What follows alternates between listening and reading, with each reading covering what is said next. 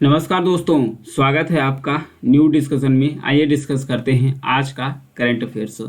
दोहरी नागरिकता से संबंधित मुद्दा आया है, तो जानते हैं इसके बारे में। विदेश मंत्री ने आर्थिक और सुरक्षा चिंताओं का हवाला देते हुए उन्होंने कहा कि जो विदेश में रह रहे भारतीय नागरिक हैं उनको दोहरी नागरिकता को लेकर काफ़ी चिंता हुई है। क्यों चिंता हुई है? क्योंकि उन्हें चैलेंज हुआ है। कुछ क्या चैलेंज है उनके आगे?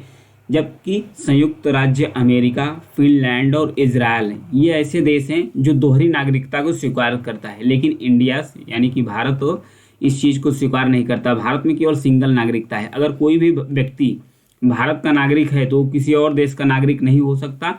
अगर कोई भी व्यक्ति भारत का नागरिक है, किसी और देश की नागरिकता ग्रहण करता है, तो उसकी भारत की नागरिकता स्वतः ही समाप्त हो जाती है। तो अभी इसको लेकर चुनौतियां देखने को मिली है, तो आइए जानते हैं। भारत का प्रवासी नागरिक यानी कि ओसीआई कार्यक्रम भी है, ओवरसीज सिटीजनशिप ऑफ इंडिया यानी कि ओसीआईस, और एनआरआईस होता है, नॉन रेजिडेंशियल इंडियंस। मतलब कि ऐसे ये जो दोनों में फ़र्क क्या है ये भी जानेंगे, प्लस दोनों को अधिकार क्या है ये भी जानेंगे। जो ओसीआई है, ओसीआई यानी कि ओवरसीज सिटीजन्स ऑफ इंडिया, इसको आजीवन वीज़ा मिला रहता है। उसके साथ साथ पुलिस अधिकारियों को रिपोर्ट करने से छूट रहती है। इन्हें पुलिस अधिकारियों को रिपोर्ट करने से, मतलब कि होता है ना कि हर व्यक्ति है कि मतलब कोई भी आप काम करो भारत के अंदर तो आपको हर बात पर रिपोर्ट करना होता है पुलिस को। तो जो ओसीआई है इन्हें छूट रहती है।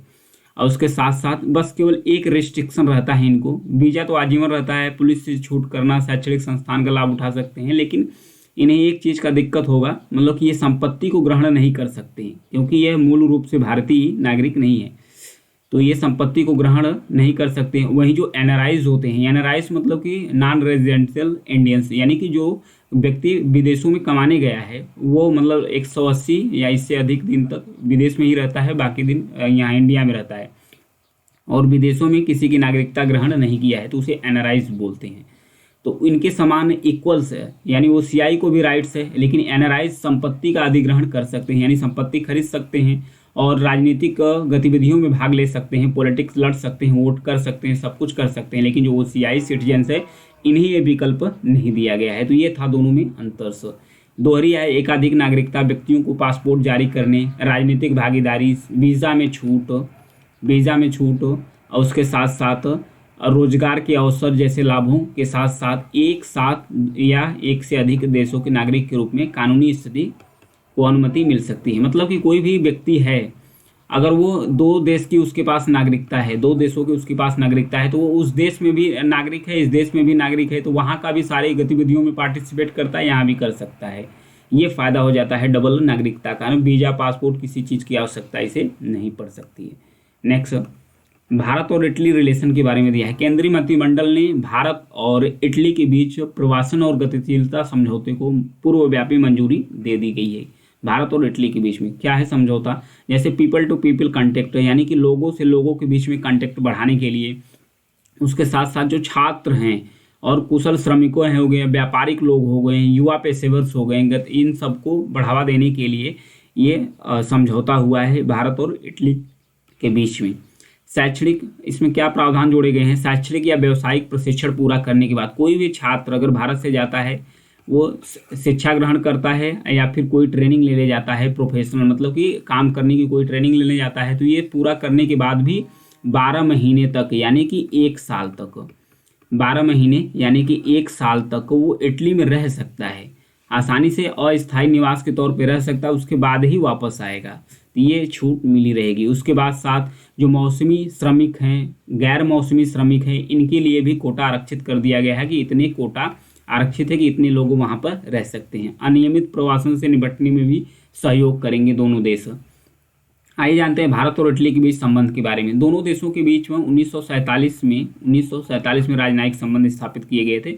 वहीं 2022 में रिकॉर्ड्स लेवल्स पर यानी कि $15 बिलियन, 15 बिलियन यूरो तक व्यापार बढ़ गया है। किसके बीच? भारत और इटली के बीच। यानी 2020 में जितना था उसका जस्ट दोगुना बढ़ा है, 2022 में 15 बिलियन यूरो हो गया है। तो ये था इटली और भारत के बीच रिलेशन के बारे में। नेक्स्ट बढ़ेंगे, कोपरा का न्यूनतम समर्थन मूल्य के बारे में आ गया। आर्थिक मामलों की कैबिनेट समिति ने 2024 सीजन्स के लिए कोपरास के लिए न्यूनतम समर्थन मूल्य को मंजूरी दे दी है। तो अभी कितना रेट आएगा, अभी रेट आना बाकी है। मंजूरी दे दी है कि अब इसका न्यूनतम समर्थन मूल्य इसमें शामिल कर लिया जाएगा। कोपरा यही होता है कि जो नारियल्स होता है उसके बीच का जो खोपड़ी होती है, जो सफ़ेद गूदादार होता है, उसे कोपरा बोलते हैं। इसका उद्देश्य है नारियल उत्पादकों को बेहतर रिटर्न प्रदान करना, कोपरा उत्पादन को प्रोत्साहित करना और उसके बाद नारियल उत्पादों की बढ़ती मांग है जो उसको पूरा करना यानी फुलफिल करना। कोपरा नारियल का सूखा सफ़ेद गूदा होता है। यह एक प्रमुख नकदी फसल है। इसे निकाले जाने वाले नारियल तेल के कारण इसकी जो सराहना है, इसकी जो क्वालिटी है, ये बढ़ गई है।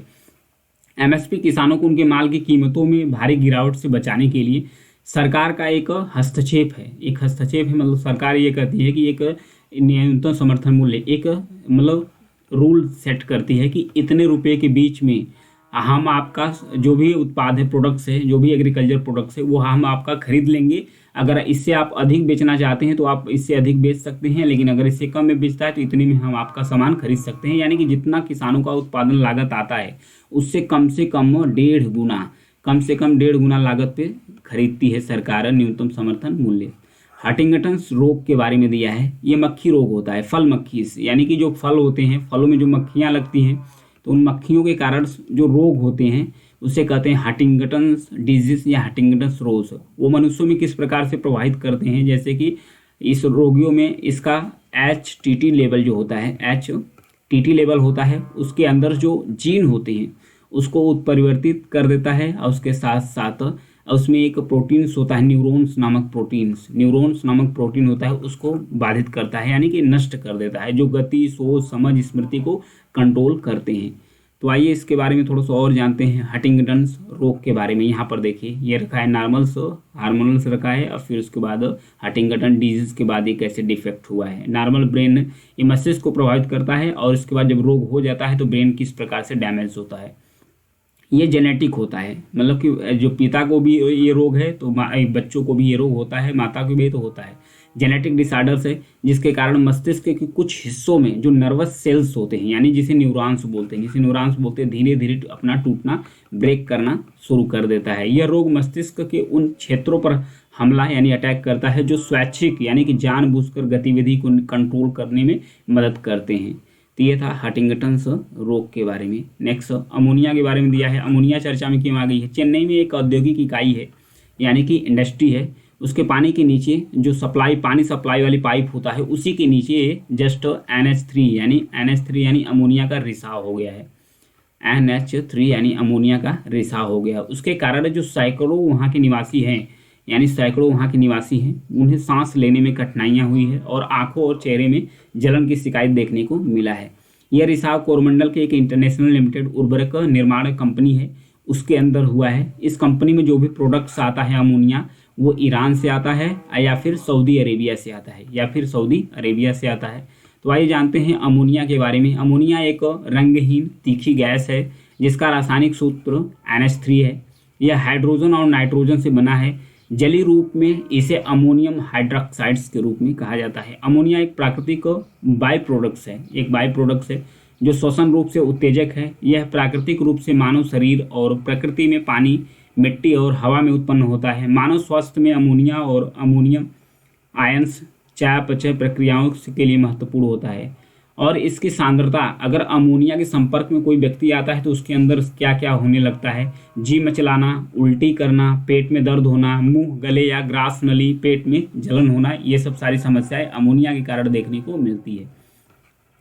निकारागुआ के बारे में जानेंगे। निकारागुआ चर्चा में क्यों आ गया है? फ्रांस से निकारागुआ जा रही एक प्लेन थी, एक विमान थी। इस विमान के अंदर पता चला है फ्रांस के अंदर कि तस्करी है, मानव तस्करी हो रहा है, कि अवैध रूप से मानव का तस्करी करके निकारागुआ ले जाया जा रहा है। तो फ्रांस के द्वारा ही इसे रोक दिया गया। तो आइए जानते हैं निकारागुआ के बारे में। यहाँ पर देखिए निकारागुआ मध्य अमेरिकी देश का एक सबसे बड़ा देश है। यहाँ पर इसकी कैपिटल है मानागुआ इसकी कैपिटल से यानी राजधानी है। इसके अगल बगल के अगर देशों की बात करें तो होंडुरस है, जमैका है इधर, फिर उसके बाद पनामा है, फिर उसके बाद कोस्टा रिका है, फिर ग्वाटेमाला है। ये सब इसके अगल बगल की कंट्री है। यह मध्य अमेरिकी देश है, ध्यान रखिएगा, यह मध्य अमेरिकी देश है। अब मध्य अमेरिका का सबसे बड़ा देश है निकारागुआ। तो ये था इसका मैटर्स। आज के लिए इतना ही है। Thank you.